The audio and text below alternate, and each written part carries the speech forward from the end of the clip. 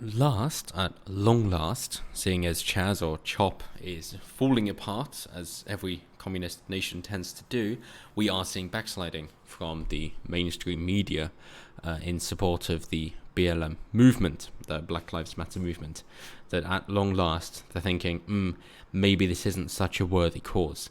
That before, of course, it tended to be a bit like Pascal's wager, which is that if you're right, then you're not going to get burgled or burnt down like Yves Saint Laurent or Gucci, for example. And if you're wrong, well, there might be a bit of a conservative boycott, but you're going to be just fine. But the accelerationism that seems to be happening from the left at the moment, seeing as they seem to think, well, shit, we've got last few days of our vestiges in power and we need to make the most of it, otherwise we'll be gone and the movement will fall apart, in which case we really need to accelerate just to make the most of the little time we have left. Quite anachronistic to, of course, what Adolf Hitler did in the end of the Second World War, which to accelerate the death camps. And so, as they are running out, of course, instead of elongating their movement as long as they can, they're just going with, fuck it, let's just go ball to the walls, let's see what we can establish, even if it shrinks our time. Hopefully we can stay ahead of the curve and therefore do more in less time. And the response has been expectable, that most people don't wish to go along with radical movements. That's what makes them radical. And that includes the Black Lives Matter movement, that as they've got echo chambers as well, thinking that they've got more support than they have, they're more outlandish with their demands and their claims. And so, when it becomes more apparent that they're calling for defunding the police and smashing capitalism, as they are just cultural Marxists, now we're seeing a bit of pushback, including from Sky Sports pundit Matt Letizia, who said his TV bosses asked him to wear Black Lives Matter badge, as he says he won't tolerate groups' calls to defund the police or smash capitalism. So they are, of course, trying to balance the kind of tread the tightrope, if you will, to say, well, yes, of course we agree that Black Lives Matter, but we don't agree with communism. So it's kind of calling out the leftist language games, if you will, to say we agree with these three words, but we do not agree with the movement. And it's been co-opted, if you will, by people who have no intention of sticking with the original meaning of the words of which the movement is named. So as we see that the Sky, in contrast, says no presenter is obliged to wear the badge. No, but you're not saying that you didn't ask them to. And if your boss asks you to do something, it tends to be, yeah, we want you to do this or you're not going to be there. It's not an obligation, of course not. But I'm sure we can ask somebody else who will do it. In which case, yeah, you're pretty much obliged. So the former Wolves player Carl Henry also criticised the UK organisation, and he questioned it trying to abolish capitalism and stop money going to the police. So the reason this is important is, of course, because it's run rife through the Premier League, not least because the top performers are, of course, black. You can go through fast twitch muscle fibres if you wish, but just to say that the top athletes, if it's based on sprinting or moving quickly, then they tend to be black. It's just genetic traits that the top performers tend to be black. And for whatever reason, instead of being proud of athletic prowess, they seem to claim the victim narrative, and I really don't follow that whatsoever.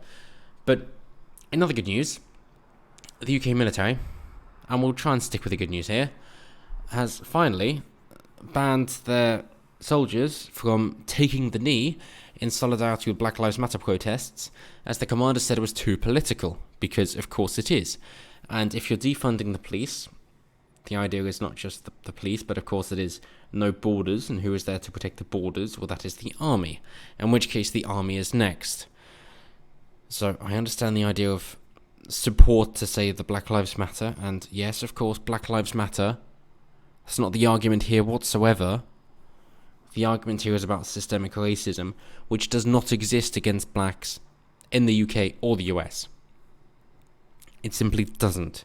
There aren't any laws you can point to which show that to be the case. Of course, we can point to quotas and prison sentencing on the contrary, but nothing to support it. So no, it is not a systemic problem. it really is that simple. Of course, trying to get the left to understand evidence and facts isn't that simple. However, although we're going to try and keep it positive, Defence Secretary Ben Wallace says armed forces should reset woeful record on discrimination. Now, I don't know if you're aware of this, but the British Army has been integral. It's been fantastic in giving purpose for people who otherwise don't know where it is. In particular, it's been the white working class. It's been the young white males from poorer backgrounds who have found meaning and camaraderie within the armed forces, to find a way to be patriotic, to find that their lives aren't meaningless, that they're not born out of bad luck and in a bad home, but instead they have a greater meaning, and that the country they're defending is worth defending. That is the point of the patriotism within the British Army, because you're prepared to pay the ultimate sacrifice in order to defend what you love. As they say, that as Winston Churchill said, that a good soldier doesn't fight because of what is in front of him, but because of what is behind him. And that is true now, as it has always been. And that is the case here. So when talking about your woeful record on discrimination, the point that they make with that is to say that, well, there are so many BAME and women who would make such good people. Like you would say here, he said, from a purely selfish point of view, by not having more BAME personnel and having more women, we are losing the opportunity to have some great talent. So it's really, really important that this is stopped, crushed, got rid of, and we have to double our efforts. Well, that's clearly not true, though. If you're getting the best person for the job, regardless of race, which of course you have to in British law, unless they're white, then you can discount them, then yes, of course you're going to be getting people from different backgrounds. Cool. That's perfectly fine. Because you can't discriminate on race unless it's against white people. So you're not losing out on the great talent. You're really not. And we've seen how the £1.8 million was spent on army advertising in order to try and attract gays and women and Muslims. To ill effect, I might add. But it's not the British way. And you might say it's a bit of a boys' club and it's aggressive and competitive and banterous and homogenous. So, well, yeah. I mean, I'm really glad about that anyway. The reason for not having women in the army is twofold. One is the lack of strength. Well, threefold, I suppose. Second is because women are protected and men are expendable. And the third is you don't want the love to happen between soldiers because then they act irrationally. Same goes for having gays in the army. You don't want them because of the love and therefore people act irrationally. That's why you don't want it. You have the banter so that you can get over the difficult times. If you're used to being ribbed and, making light of situations that you're insecure about, then when bad things happen, objectively bad things, they don't go so badly. That is the point of it. There's a bit from Journey's End, the play about the First World War, which says, there's nothing worse than having dirt in your tea. Meanwhile, they're getting shelled and their friends are dying. And it's exactly the same thing, that you're making jokes about these things because it's the way the British people deal with them. And it always has been. It's been the British way. So if it isn't welcoming for other people because they can't handle it, then they sure as hell cannot handle war. In which case, it's a bloody good screening process to get rid of people who would break down when in the outbreak of war, or if they're sent out for deployment for their tour. Being in the army, facing death, killing people, seeing your friends dying, is an incredibly difficult job. And I'm grateful to all those who serve, and have, of course, paid the ultimate sacrifice in order to keep this nation afloat, now and forever. And I understand that it is an incredibly difficult job, and given the pay that they receive as well, if you average it out because they're on call 24/7, it's less than minimum wage. Of course, they have accommodation and food paid for them, but nonetheless, the pay is truly awful. I mean, you've really got to be in there for a long time and then get your pension and trying to retire out in order to get anything worthwhile and do well in the army. But given the difficulty that they face and facing the very grim and real possibility of death on a daily basis in deployment, then yeah, I have a lot of respect for them, and it's a very difficult job. So to try and suggest, oh well, we need to make things more inclusive and tolerant so that other people can join in. We've got to make people feel welcome and that it's an easy experience. Well, then you're really shooting yourself in the foot for when it comes to a difficult situation, which is why you want the army. They are supposed to be toughened, hard people, competitive, aggressive, the people you can rely on when times are bad. So I'm very bloody pleased that they've said that you're not going to take the knee. Of course, we've got some soldiers who are acting out as you would expect, black Marines as well, saying that, well, you know, we're going to... Ben McBean, a black Royal Marine, said, stopping racism isn't political. And no, I agree. But again, that's conflating Black Lives Matter with the Black Lives Matter movement. And he said he added that troops who believe Black Lives Matter would do it anyway and suffer the punishments. Well, of course you would. That's basically what a good soldier would do. You've got the strength of your convictions behind you. I understand. I think you're very misled, but nonetheless, I understand.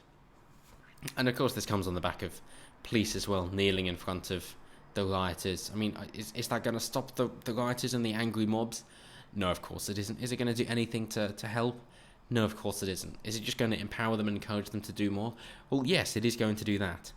So just stop. But thank you, of course, for the MOD to say we want to stay out of politics.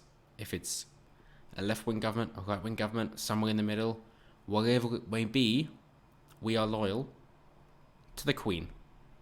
We're not loyal to the government. It's actually the crown. It's not political.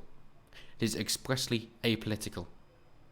You might go down the monarchy and a republic argument, by all means, but in terms of left-right, the army is not political. It is for the Queen. What the Queen says goes.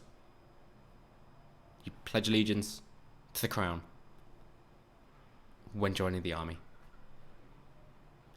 Don't care about the politics. And in case you ever noticed, the Queen is pretty apolitical herself as well. She's a bloody good representation of that. So no, joining in political movements like this is of course not okay. And the army, sure, they're in the Middle East at the moment, but just a couple of decades ago, they were in Ireland. Almost as if race isn't a factor, it's just who's a threat. But hopefully we can get back to some more sense of patriotism and understanding what it is we're defending instead of trying to get rid of statues. Yeah, sure, people have dark parts as well as light parts, but you got to have them there as a reminder to know exactly what happened and to understand your culture and the history and what it is that you're defending from the millennia before you instead of just you. That so much ignorance that I can only imagine is brought on by the current state of the education system or lack thereof, as we see. And final thought, which ties into the minimum wage argument, to say that you can have 16 years of government schooling and still not be worth more than £5.53 an hour. That's the problem, not minimum wage. But until next time, as always, have a good one.